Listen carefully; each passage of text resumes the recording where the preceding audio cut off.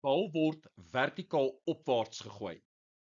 Watter een van die volgende fisiese groothede het 'n nie-nul waarde op die oomblik wat die bal van rigting verander?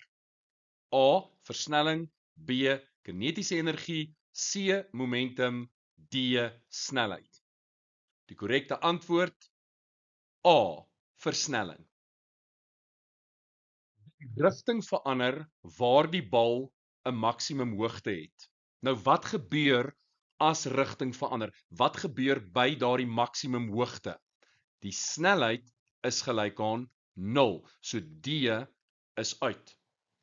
Momentum is massa maal met snelheid. As die snelheid 0 is, gaan die momentum 0 wees.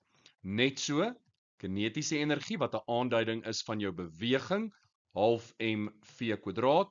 Ook in daardie geval is V 0, so kinetiese energie sal 0 wees. Die korrekte antwoord is versnelling.